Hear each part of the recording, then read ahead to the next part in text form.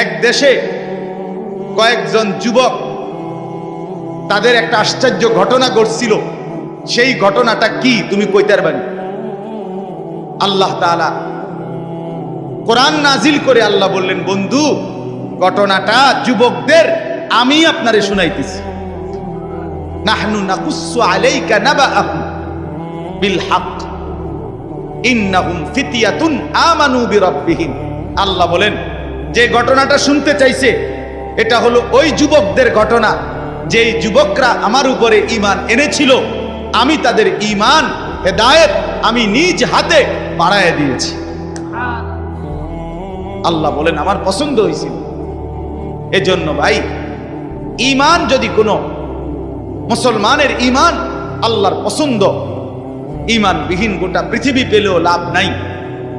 ঈমান পেয়ে সব হারাইলেও লস নাই। আল্লাহকে পেয়ে সব হারালেও লস নাই। আল্লাহকে না পেয়ে গোটা পৃথিবী 10 বার পেলেও কোনো লাভ নাই। কারণ পৃথিবীকে তুমি যতই আঁকড়াইয়া ধরো, পৃথিবী তোমারে থাকতে দিবে না, লাথি দিয়া কবরে ফেলে দিবে। দুনিয়া ধোকা।